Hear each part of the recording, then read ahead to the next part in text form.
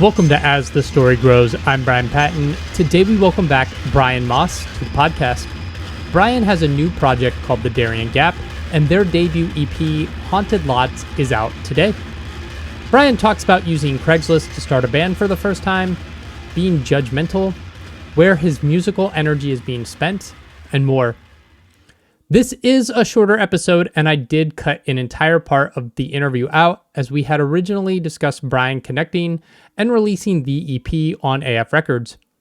Brian posted a statement following the rape allegations against Just Insane. Following a rape accusation against the singer of Anti-Flag, we will be pulling the Darien Gap from AF Records. This applies to the last Hanalei release as well. Please know that my friend that runs the record label is not in Anti-Flag, and as we do, he stands with the victim and condemns this horrific behavior. I will be selling the vinyl copies of the EP on my own, and all income from the digital and physical release will be donated to the Rape, Abuse, and Incest National Network. It's tragic how pervasive these incidents are. No space or community is truly safe. Thank you to Kendra and Rich for continuing their work to expose these monsters. Thanks as well to the brave individuals that are willing to speak up about their experiences. Let's all follow their lead and try to make the world a better place. Haunted Lots is a phenomenal emo EP that really lands at moments on the post-hardcore end of emo. If you're a fan of classic 90s emo, you'll love this EP. I've been a fan of Brian's work for a while, and I think this is my favorite thing he's released to date. So make sure you give it a spin and purchase a copy to help support the Rape, Abuse, and Incest National Network. I love seeing Brian take something awful and tragic and bring some positivity into the world and help others. The audio quality on my end of this interview is pretty bad. This was the day that my Focusrite preamp died, and in a scramble, I just used the computer mic to record this conversation with Brian because we had delayed the interview once. And so thankfully, this is the only chat I had to use the computer mic, but my audio quality is less than stellar. So take that with a grain of salt. I hope everyone enjoys this chat with Brian Moss from the Darien Gap.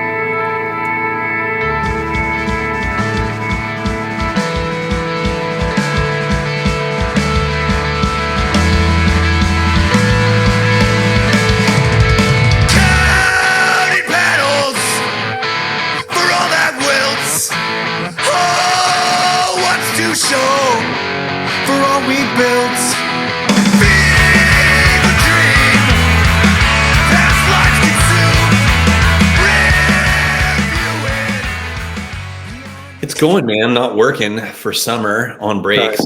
Been traveling around a bunch. It's been nice. Yeah. You going anywhere cool? We just got back from Kauai, and I'm going to Nicaragua on Friday. So nice. Lots of adventures. That's awesome. That's super fun.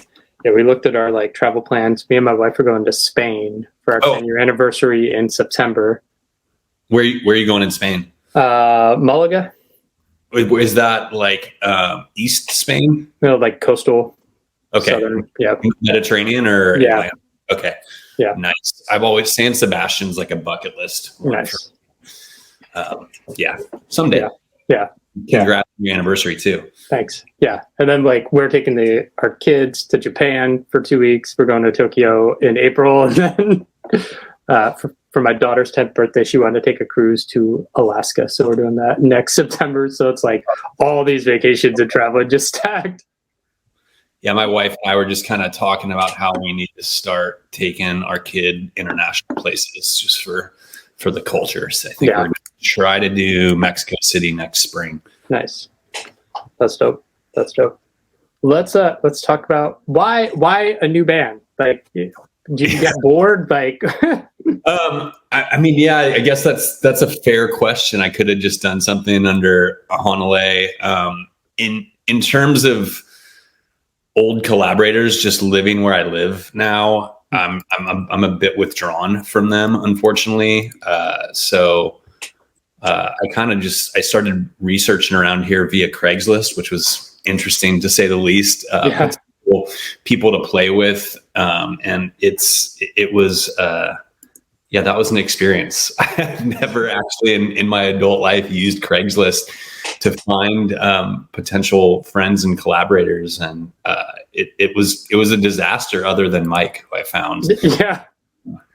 Anyhow, yeah. So Mike and I met up and really just connected on a personal and musical level, and just started writing, kind of talking to some other people, and it was not everyone was a disaster, but that was part of the equation.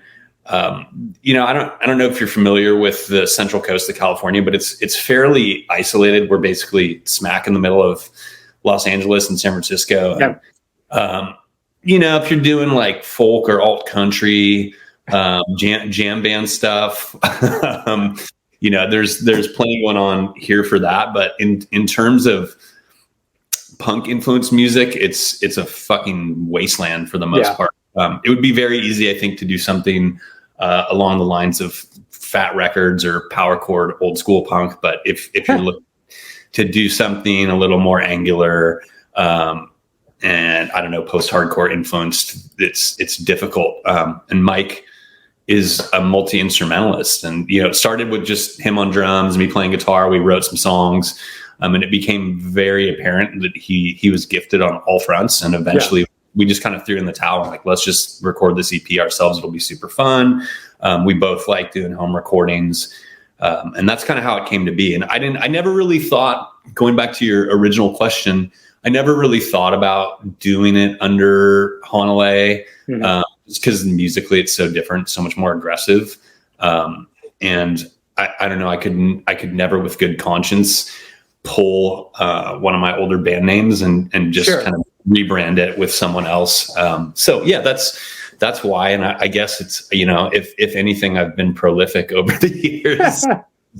Keep that tradition going, I suppose. Yeah. Yeah. Not really TikTok friendly to just change up the name all the time and have something new. Oh no, I'm too old for that shit. I don't know. Right. Yeah. Yeah. You was the sound of this record and the CP like intentional when you start, or did it just kind of flow naturally? Like you kind of cover like the indie rock side of like emo with that Strategies EP, and this is way more the aggressive post-hardcore side of it. Yeah, no, it came about organically. Honestly, Mike and I write in a similar vein, and some of the songs I'd bring an idea up first, and others it would be on him. And I think our two styles just combined in a very natural and cool way. I mean, if anything, I don't remember where maybe it was you in an email or someone else kind of described it as like a combination of If Great Apes Had Kept Going and some of the later Honolulu stuff I've done. But yeah, I mean, no, it came about very naturally. It wasn't intentional. Like, this is the genre of music we want to play in. And I don't know. I love it. I love playing with Mike. It's been great. Nice. What led to the name the Darien Gap? I don't really remember. We were mulling some ideas around. I like it in terms of it being one of the most dangerous places on earth to make it.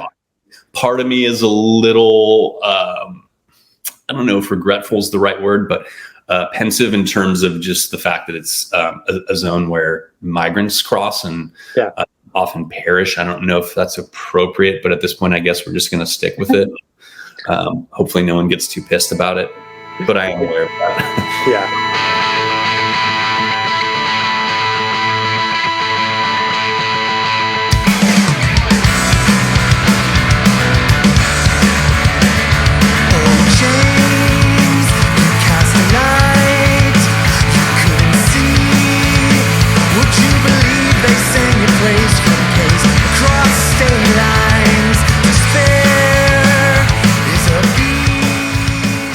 What were there any lyrical themes you're trying to tackle when writing this that you were different? Like, I don't know if we talked about this before, but like, do you approach your projects differently? Like Honolulu from Strategies from this, like, I want to say something different with each of these projects.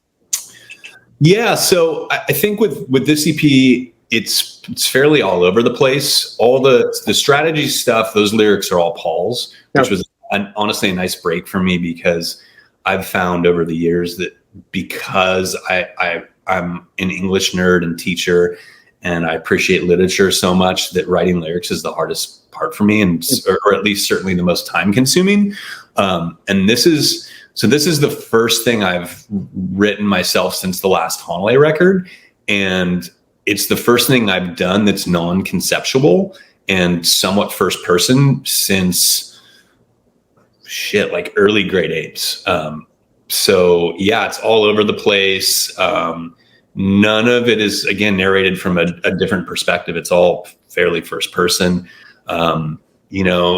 Thematically, I'd say it's fairly cryptic too, compared to some other stuff that I've done.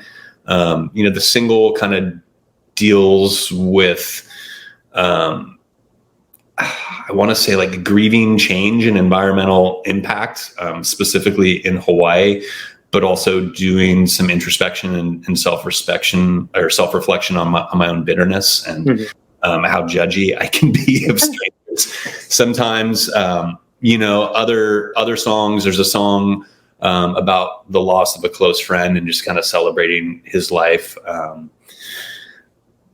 There's, I don't know, brief political injections at points. So yeah, man, it's all over the place, and it's first person, which is a change for me as of late. Yeah, that's cool. You never really notice how judgy you are until your kids are just as judgy to strangers, and you're like, guys, you don't need to be like that. Yeah, you got a couple little haters. Yeah. I hope my kid takes up my wife's disposition more than mine. Luckily, I think with people that I know or I'm talking to, I'm really friendly and I tend to like people. Yeah. But it's like when I'm more withdrawn and just observing human beings that I get really shitty. It's something that I'm trying to work on, and I guess that song is part of that process. Yeah. Where'd the title Haunted Lots come from? So I'm trying to, in terms of the song about my friend, we used to hang out at this spot back in the day called Albany Bowl in the East Bay. And this past year I met up with a mutual friend there, and we just kind of sat around in the parking lot, and we were just talking about memories, and the lot itself kind of felt, I don't know, haunted by memories and people. And I feel like somehow Mike and I kind of collabed on the haunted bit, but yeah, that's where that streams from. Nice. Who did the artwork? And it's a very minimal art design. Yeah, so my friend Luke, he's one of my best friends, and I've worked with him a lot over the years. He did that last Honolulu record too. He did it. I kind of like the minimalist angle. He's also recovering from a heart attack and dealing with some major PTSD.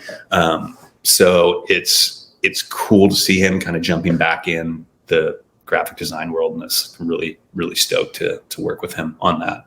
But I like, the cover image, the minimalism there, and it's just very kind of like abrasive. And it's also, Mike and I were discussing it. It's kind of weird because it's like there's this, I don't know how you would define the sound, but there's a lot of different things going on, and it's the cover to me is almost like very, minus the font, very straightforward punk rock kind of aesthetics.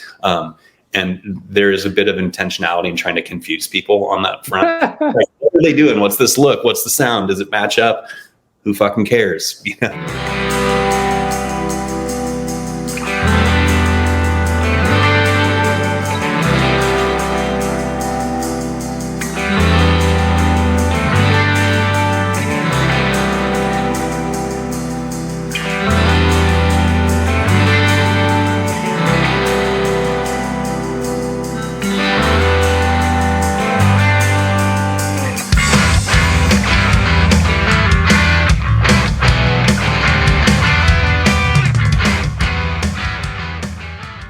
What are your hopes for this project? Is this just like a one EP? This is like a fun project you and Mike gonna keep pursuing it, or is...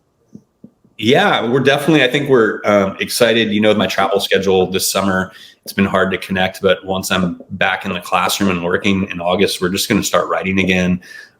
There's definitely, because it's obviously just the two of us, there's been some discussion of whether or not we want to take it into the live realm. And I think it would be really fun. And we either might restart the search on Craigslist or elsewhere. I've got a couple leads on people that I need to reach out to that are kind of, through friends, which seems a little more promising than the void of the internet. Yeah. And there's also the option of pulling people from the Bay or LA. It's again, you know how it is with being an adult. Both of us have kids. Yeah. So it's like, when do we find the time? Like, who can fly in? How do we pay for people to fly in? So I don't know. I would love to play live. It's kind of like, we'll see. The whole thing is very like low key. There's certainly no delusions of grandeur happening. I'm not going to sit here and tell you that we're going to do a 4-month tour, because that's just not going to happen. Yeah. It's like the ease of, I think we talked about this when you were on for strategies, like the ease of how the music industry works now is like, you can release music at no pressure, right? Like, totally. And I don't want that pressure. It's like, when I was going really hard at it, it was a joy kill. After a certain point, when, it's like, you have to do X amount of tours. Like, what are people going to think? You can't sit without a release for more than a year. I feel so fortunate and grateful to have a small contingent of people that actively want to listen to my music. And I'm so pumped on that in of itself. So I have no problem having fun and just making music in a low key fashion. And then if people want to listen to it, or we want to hit the road for a string of shows briefly, cool. That's great. That's just bonus. Nice. What's the status of your other projects? Is this where you're focusing all your attention now, or is there like Hanalei stuff in the work? Hanalei is cool because for me, it's just like, it's this moniker for the mostly solo things I've done over the years. I mean, shit, that first release, which I kind of can't stand. I don't know. I'm mildly embarrassed by it. That thing is like over 20 years old, I think. So it's kind of like, I can just return to Hanalei whenever I feel like it, whenever I want. I mean, I'd say chances are at some point I'll go back to it. I have no set plans or calendar markings lined up for it. Strategies has a split with Pat from Colossal's new band coming out. Okay. Which I don't know what the time frame is, going back to your commentary on vinyl pressing. It's happening, and I know that we want to continue making music as well. Whether or not that band ever plays live is still up in the air. So I'd say this is kind of my main squeeze for now.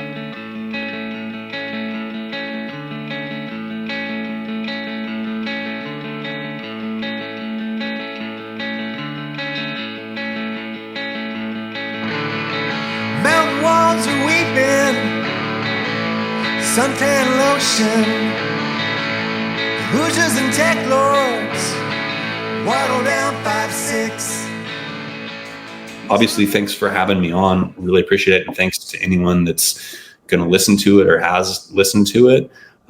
Yeah.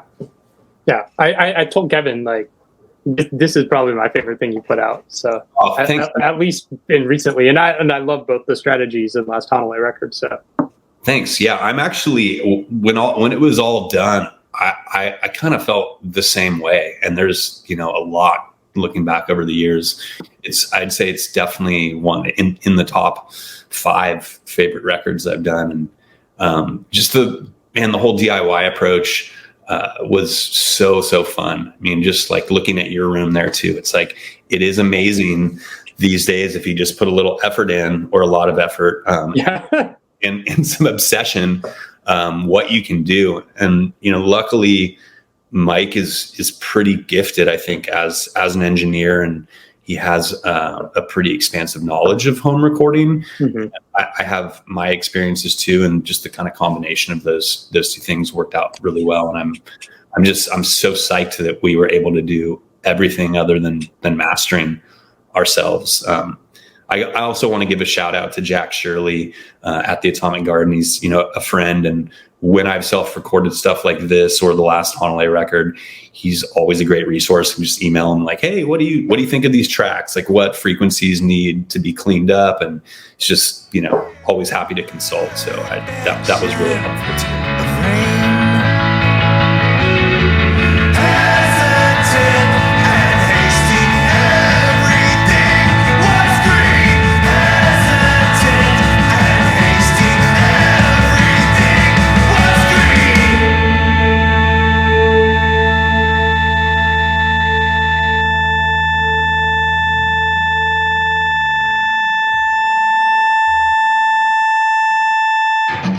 Thanks for listening to As the Story Grows.